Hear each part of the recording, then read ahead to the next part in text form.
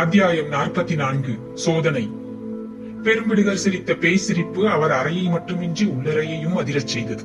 அத்துடன் அவருக்கு சற்று தூரத்தில் இருந்த அலங்கார விளக்கையும் தீலடைய செய்ததால் அந்த பதுமை விளக்கின் சுடர் படபடவென அசைந்தது பலமுறை. பெரும்பிடுகர் சிரிப்பில் பயங்கரம் மட்டுமின்றி ஏதோ ஒரு நுட்பமும் கலந்திருப்பதை ஊகித்துக் கொண்ட தேவி இளையவேலுக்காக பரிந்து பேச முற்பட்டு, அண்ணனை அனாவசியமாக நடுங்க வைக்கிறீர்கள் என்று குற்றமும் சாட்டினாள். தேவியின் சொற்களை கேட்ட பெரும்பிடுகர் சிரிப்பை சட்டென்று அடக்கிக் கொண்டார். ஆனால் அடுத்து அவர் முகத்தில் விரிந்த விஷமக்களை பேய்ச்சிரிப்பை விட பயங்கரமாக இருந்தது. அண்ணனா என்று அவர் கேள்வியிலும் அந்த விஷமம் நன்றாக ஊடுருவி நின்றது. ஆமாம், அதில் என்ன சந்தேகம் என்று தேவி கேட்டாள். பெரும்பிடுகர் உள்ளத்தில் என்ன மூடுகிறது என்பதை புரிந்து கொள்ள முடியாமல்.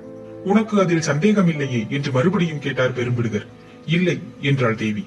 உன்னை போலத்தானே அவனும் நடந்து கொள்ள வேண்டும்? ஆமாம், நான் சொல்லுவதை இவன் மீறுகிறான், அது தவறுதானே? ஆம்.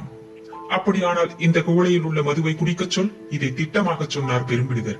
தேவி இளையவேலை நோக்கி திரும்பி அவன் முகத்தில் இருந்த கிளியை கவனித்தாள். அதற்கு காரணம் அவளுக்கு புரியவில்லையாகையால், அண்ணா, அப்பா சொல்கிறபடி கேட்பதில் உனக்கு என்ன ஆட்சேபனை என்று விசாரித்தாள். இளையவேல் தேவியை சுட்டு விடுவது போல் பார்த்தான்.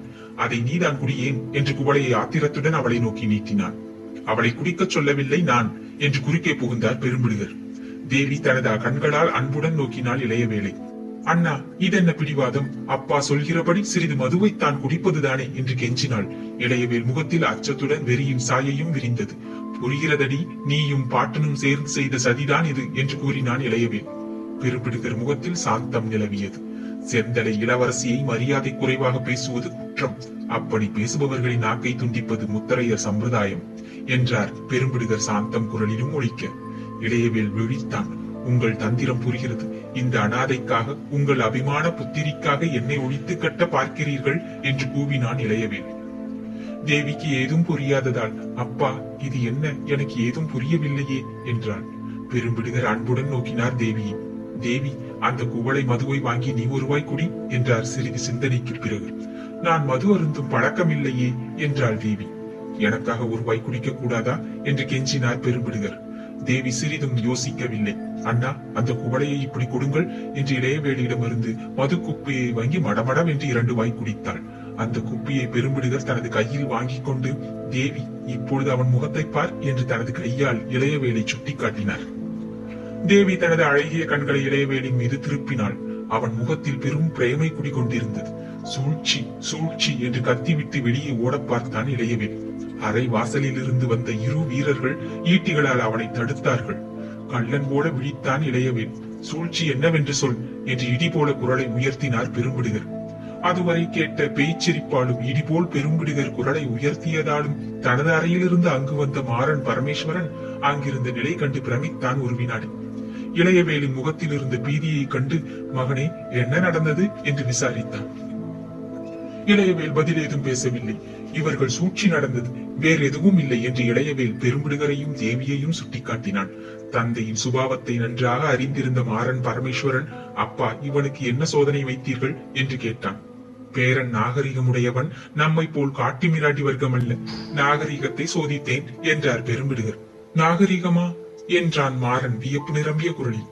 ஆமாரா, நாம் காட்டி மிராண்டிகள் பிறரை கொள்ள கத்தி, கேடயம், வேல் இவற்றை உபயோகப்படுத்துகிறோம். நாகரிகம் உள்ளவர்கள் விஷம் வைத்துக் கொள்ள பார்க்கிறார்கள் என்ற பெரும்பிடுகன் மகன், பேரன் இருவரையும் நோக்கி நகைத்தார். என் மகன் தங்களை விஷம் வைத்து கொள்ள பார்த்தானா என்று வினவினான் மாறன் நேரடியாக. எண்ணம் அதுதான், நடந்தது வேறு என்ற முத்திரையர் பூபதி மேலும் சொன்னார். மாறா, அந்த உள்ளறையில் இருந்து மதுவை கொண்டு வர சொன்னேன் பேரனை. உள்ளே போனவன் லேசில் வரவில்லை. காரணம் எனக்கு தெரியும். அந்த மது குப்பியின் பக்கத்தில் விஷம் என்று எழுதி ஒரு குப்பி வைத்திருந்தேன். அதை மதுவில் கலந்து கொண்டு வந்தான். அது விஷமல்லவென்பது அவனுக்கு தெரியாது. அதை அவனையே குடிக்க சொன்னேன். குடிக்க மறுத்தான். திகிலடைந்தான். கை நடுக்கம் கொண்டான். கள்ளன் போல விழித்தான். பிறகு தேவியை மரியாதையின்றி பேசினான். ஆக குற்றங்கள் 3. 1, எனக்கு விஷம் வைக்க முயன்றது.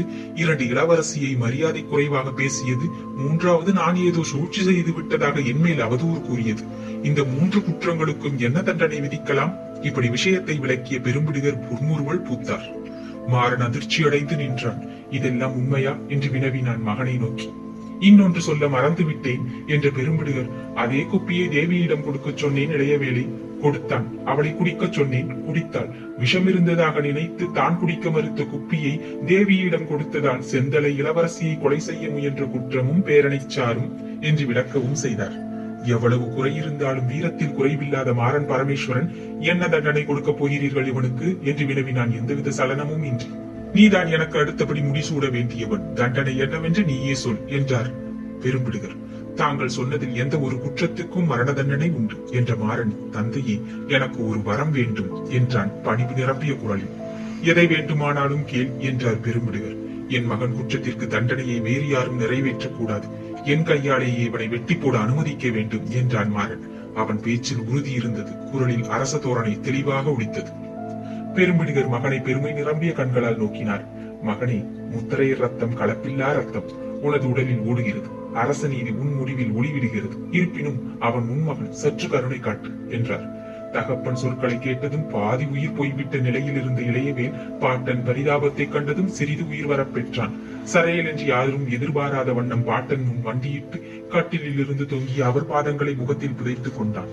விம்மி விம்மி அழவும் செய்தான். நான் துரோகி, என்னை கொன்று விடுங்கள், கொன்று விடுங்கள் என்று கூவினான் விம்மலுக்கிடையே. தம்பி எழுந்திரு என்று கருணையுடன் கூறினார் பெரும்பிடுகர். மெல்ல எழுந்திருந்தான் இளையவேல். எதற்கும் இளவரசியின் மன்னிப்பை கேள் என்று கணையை தொடுத்தார். இளையவேல் எழுந்து நின்றான். அவன் அச்சமெல்லாம் தொலைந்து விட்டது. பாட்டனே, என் தந்தை கையால் சாகிறேன், பெண்ணின் காலை பிடித்து நான் உயிர் வாழ விரும்பவில்லை என்றான். அவன் குரலில் உறுதி இருந்தது. அந்த உறுதியுடனும் வீரத்துடனும் தந்தையை நோக்கி திரும்பிய இளையவேல், தந்தையை பாருங்கள், உங்கள் கடமையை செய்யுங்கள் என்றான். மாறன் பெரும்பிடுகரை நோக்கினான். பெரும்பிடுகரின் முகத்தில் சிறிது மாற்றம் இருந்தது. மாறா, இவனுக்கு உன்றத்தமும் இருக்கிறது, அதனால் சாவுக்கும் துணிகிறான். இவனை இம்முறை மன்னித்து விடுவோம். இந்த அறையில் நடந்தது வெளியே யாருக்கும் தெரிய வேண்டாம், இது குடும்ப ரகசியமாக இருக்கட்டும் என்றார். மாறன் பரமேஸ்வரன் முகத்தில் குழப்பம் தெரிந்தது. 2 வினாடிகள் பேசாமல் நின்றான். பிறகு மகனை திரும்பி கூட பார்க்காமல் அறையை விட்டு வெளியேறினான். நீயும் போகலாம் என்று இளையவேலை நோக்கி கூறினார் பெரும்பிடுகர். இளையவேல் அறையை விட்டு சென்றான் தயக்கத்துடன். அவன் நடையில் அதுவரை காணாத தளர்ச்சி இருந்தது. தேவி பெரும்பிடுகர் அருகில் வந்து அவர் தோள் மீது கையை வைத்தாள். அப்பா, இது எதற்கு இந்த நாடகம் என்று வினவினாள் அன்புடன். மனிதர்களை எடை போடுவது அவசியம், அதுவும் அரசனாயிருப்பவன் தன்னை சுற்றியுள்ளவர்களை எடை போடுவது மிக மிக அவசியம். இல்லையேல் அரசன் அதிக நாள் ஜீவிக்க முடியாது என்றார். வேறொன்றும் சொன்னார். இந்த நாடகத்தின் விளைவு நாளைக்கு புரியும் என்று. விளைவு புரிந்தது மறுநாள். விசித்திரமான விளைவுதான், இருப்பினும் எதிர்பாராத விளைவு அல்ல. இளையவேலை மறுநாள் செந்தலையில் காணவில்லை. அத்தியாயம் 44 நிறைவுற்றது. நன்றி, வணக்கம்.